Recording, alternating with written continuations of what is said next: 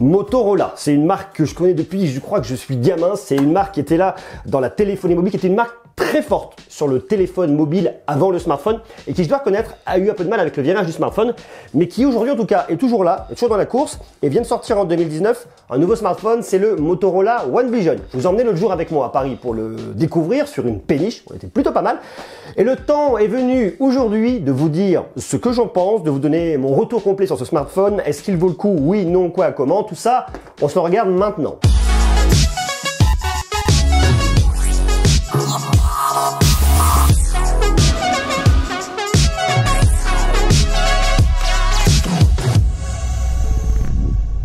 Voilà le smartphone comme il vous arrive lorsqu'il sort de sa jolie boîte avec une coque. Alors ça, c'est plutôt bien que Motorola ait pensé à nous mettre une coque transparente pour le protéger. Ça va dans le bon sens. Je trouve pas ça parfait, mais en tout cas, c'est bien qu'il soit dans cette boîte. Alors après, le smartphone en lui-même est assez standard. Il va pas complètement vous surprendre au travers de ce qu'il est capable de faire. Néanmoins, il a un format qui est assez sympa. Ce qui est vraiment intéressant surtout, c'est ce format d'écran 21/9. Il est très allongé, c'est assez pratique, bien pour la prise en main. Il faut par contre l'utiliser à deux mains pour venir utiliser le haut de l'écran parce que sinon vous n'allez pas y arriver avec une seule main parce qu'il est quand même assez haut. Mais par contre, pour la prise en main, c'est vrai que c'est confort parce qu'on a quand même un format qui est assez fin. Et ça, j'aime bien et je trouve ça vraiment intéressant. Le 21/9, c'est le format cinéma, c'est le format original, c'est le format cinémascope tel qu'on l'a au cinéma. Donc c'est vrai que c'est un format allongé et ça, c'est vraiment cool. Le smartphone en lui-même, après, est bien mais n'est pas non plus exceptionnel. Vous allez retrouver un dos plastique, capteur d'empreinte digitale au centre qui est pas fou, mais ce qui est bien en tout cas, c'est d'avoir ce petit logo Motorola, donc ça vient l'habiller. On a un dos 4D incurvé qui est plutôt bien, qui est pas ouf mais qui marche bien. Le bouton ici sur le côté, bouton de volume, bouton pour l'allumer, pour éteindre, c'est un grand classique. Haut-parleur mono, de la recharge en USB-C. Ici, votre micro pour passer vos appels. Ici, vous avez votre lecteur de carte SIM, double SIM plus une carte micro SD. Prise jack, c'est bien. Micro réduction de bruit. Et voyez, on a fait le tour. Le smartphone en lui-même est pas complètement dingue, mais est plutôt bien. Ce qui est bien aussi, c'est le capteur d'empreinte digitale qui déverrouille extrêmement rapidement. C'est quelque chose d'assez standard, assez classique, mais ça fait toujours son effet, ça c'est bien. Après, le point qui est vraiment intéressant, c'est l'écran. Vous avez une dalle IPS, c'est du LCD, 6,3 pouces de diagonale, 2520 par 1080 pixels, c'est du FHD+. Ça marche bien, le format est cool et je vous dis une fois de plus, ce qui est intéressant, c'est ce format cinémascope. Après, le truc que j'ai un petit peu moins aimé, c'est cette encoche-là, non pas parce que c'est une encoche perforée, mais parce que je la trouve un peu grande, un peu large. Et on la voit beaucoup. Et c'est vrai que je trouve que dans le design, c'est pas quelque chose d'exceptionnel. Après, c'est pas non plus hyper grave, ça évite d'avoir une encoche. Mais c'est vrai que ce petit trou perforé là, bon voilà, je suis toujours un petit peu mitigé. À côté de ça, il faut quand même avoir conscience qu'on est sur un smartphone qui est pas hyper cher. On est sur un smartphone à 319 €, 99 centimes, voire un peu moins cher. D'ailleurs, si vous intéresse, je vous ai mis tous les liens en bas dans la description. Il faut donc reconnaître qu'avec ce smartphone, vous en avez pour votre argent. On a donc une expérience globale qui est plutôt honnête au niveau de l'écran, mais malgré tout, je trouve quand même quelques petits défauts. Je trouve quand même que globalement, cet écran tire beaucoup trop vers le bleu. Et ce que je vous conseille à minima, c'est de venir dans vos réglages d'affichage. Vous avez quelques petits réglages qui sont assez intéressants. Vous allez dans l'éclairage nocturne, je vous conseille de l'activer en permanence. Alors, vous le mettez pas à fond, sans quoi vous aurez un truc qui serait vraiment horrible à regarder. Là, c'est quand même assez bleu. Vous venez légèrement le casser. Ça va lui donner une touche un petit peu entre le jaune et le rosé. C'est pas exceptionnel, mais c'est toujours moindre mal parce que vous pouvez pas venir régler ça sinon. Après, ce que je vous conseille, c'est de venir dans les couleurs. Moi, je l'ai mis en couleur contrastée. Par défaut, il sera en saturé. Je le trouve un petit peu trop saturé au niveau des couleurs. Les couleurs naturelles sont beaucoup trop fades. Vous mettez en contrasté. Ça vous donne un peu plus de tonus, un peu plus de pêche à vos images sans aller dans l'excès. Et pour moi, vous avez un équilibre qui est pas mal. À côté de ça, c'est un écran qui est assez lumineux sans l'être beaucoup trop. J'aurais aimé qu'on ait un peu plus de réglages, un peu plus de possibilités dans les réglages de l'affichage. Mais je vous dis déjà, avec ces deux manipulations, vous allez quand même venir corriger quelques problèmes majeurs. Au niveau de l'audio, vous avez du haut-parleur mono. Il y a quand même du son, mais il n'y a pas un volume qui est complètement dingue. À côté de ça, le spectre n'est pas non plus horrible. On a quelque chose qui est assez cohérent si vous voulez. On reste sur un smartphone à un peu moins de 320 €. Donc, on va pas s'attendre à avoir des haut-parleurs stéréo dessus. Votre haut-parleur mono ici sur le côté ne crache pas énormément. Il n'est pas complètement dingue, mais il fera l'affaire si vous écoutez dans une pièce où il n'y a pas de bruit. Si par contre, vous êtes dans un environnement bruyant, ça va être beaucoup plus compliqué. Ce que je vous conseille à ce moment-là, c'est de choper des écouteurs. Parce que oui, vous avez une prise jack sur le dessus, je voulais vous montrer ça. Donc ça, c'est plutôt bien. Pourquoi est-ce que des constructeurs laissent des prises jack sur des smartphones dans ce segment de prix? Tout simplement parce qu'ils partent du principe que si on met 320 € sur un smartphone, on va pas forcément mettre 100, 200, 300 € de plus sur un casque Bluetooth.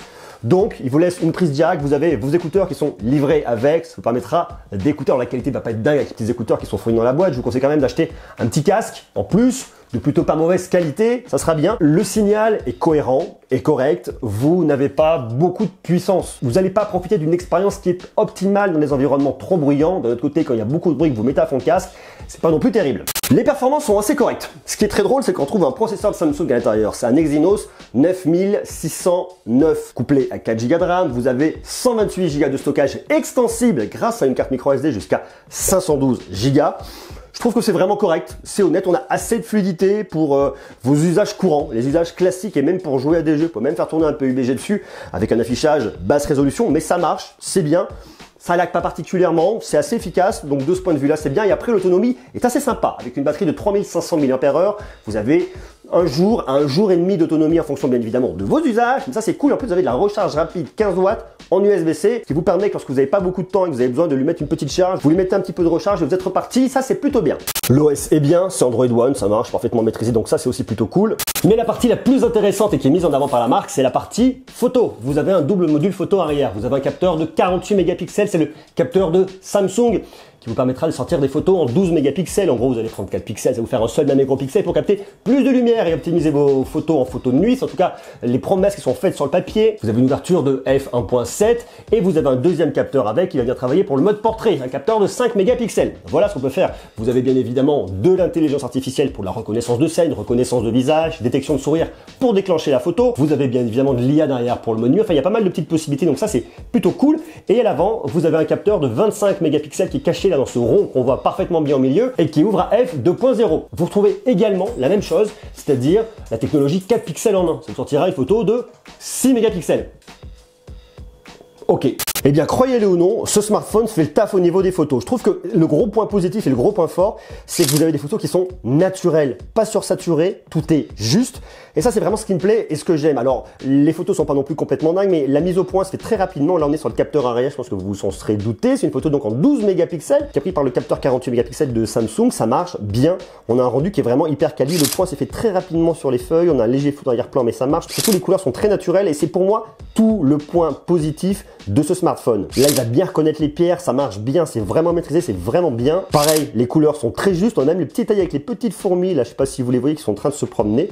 Donc on récupère quand même du détail, je trouve ça vraiment intéressant. Le point s'est fait automatiquement sur les pissenlits, donc c'est pareil, c'est extrêmement facile pour prendre des photos sur des petits objets comme ça, c'est bien. Pareil, pour cette fleur, la même chose. Ici, je trouve ça vraiment bien. Après, vous avez une gestion du ciel qui est pas complètement parfaite ici, pourtant vous avez bien le HDR qui est activé, on devine un peu les nuages. Bon voilà, on est sur un smartphone non plus qui est, je vous dis une fois de plus, à moins de 320 €, on va pas attendre des miracles. La caméra de selfie, on la retrouve, et bien écoutez, pour voir qu'on est sur une photo qui sort en 6 mégapixels, je trouve que le boulot est quand même plutôt bien fait, le rendu est très honnête, et surtout ce qui est bien, pour une fois, c'est que ce n'est pas particulièrement lissé. Alors ça ne me valorise pas, j'ai pas l'impression d'avoir 18 ans, mais par contre on est dans le vrai, et ça me plaît. Le mode portrait marche aussi parfaitement bien, vous choisissez votre niveau de blur, votre niveau de flou, et il y a un beau détourage qui est fait, regardez là, au niveau des doigts, alors là, légèrement ici, il a eu un petit peu de mal, mais c'est vraiment pas grand chose. On n'est pas non plus sur un soc hyper performant. Il a perdu des petits cheveux ici au passage, mais ça me paraît complètement normal vu la machine qu'on a ici. Le détourage se fait plutôt bien, même entre les doigts. Il a un peu de mal en bas, peut-être vers le côté blanc. Mais je trouve que dans l'absolu, regardez, c'est tout bien détouré.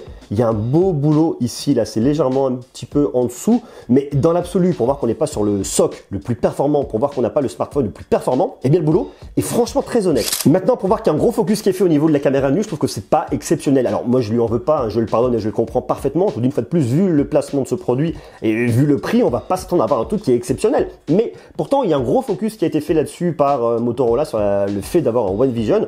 Alors bon, ça fait le taf. Là, il n'y a pas de lumière dans la pièce, hein, je tiens vraiment à vous le dire. Ça vous sort quand même quelque chose qui n'est pas dégueu, mais malgré tout, vous récupérez beaucoup de bruit, ce qui me paraît quand même dans l'absolu complètement normal. Je vais être hyper transparent. Pour moi, ce smartphone, il se démarque pas dans un point particulier.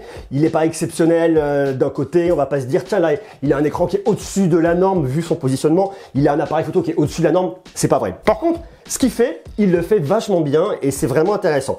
J'aime beaucoup le parti pris de l'écran 21/9. Ça se développe de plus en plus. On l'a vu avec Sony, l'Xperia One dont on va parler d'ici quelques jours, l'Xperia 10, Xperia 10, on peut le faire à la française. C'est intéressant parce qu'on est vraiment très proche du format cinéma. Et pour tous ceux qui aiment justement de regarder des films, c'est vraiment bien. Vous avez des films et des séries qui sont disponibles sur YouTube, sur Netflix et sur d'autres plateformes, justement avec ce format 21/9. Donc c'est vraiment plus immersif et ça j'adore, je trouve ça vraiment bien. À côté de ça, l'écran est pas ouf, mais il fait le taf. L'audio est pas ouf, mais ça fait le taf. Par contre, ce qui fait le taf et qui est vraiment cool, c'est la partie photo. C'est un smartphone qui est linéaire, qui est cohérent, qui est bien, mais qui manque peut-être un peu de tempérament pour que tout le monde se dise, ah bah tiens, ce Motorola One Vision, il me le faut. Il a ça qui est vraiment top et il me le faut. Il lui manque un peu de personnalité. À côté de ça, ce qu'il fait, il le fait très bien, il est vraiment bien et pour moins de 320 € là-dessus, vous ne serez pas déçus. Il y a quelques promos d'ailleurs, on peut le trouver un peu moins cher en ce moment. D'ailleurs, vous avez le lien en bas dans la description. Moi, je trouve bien, je trouve que Motorola fait un produit qui est honnête, qui est cohérent, qui est bien et qui va dans le bon sens et qui va pouvoir continuer à proposer de produits plus intéressants dans les temps à venir. Donc, je vous propose de rester connecté, de regarder, de vous abonner, comme ça, vous saurez tout. Motorola a une plutôt bonne progression début 2019, on va pouvoir investir.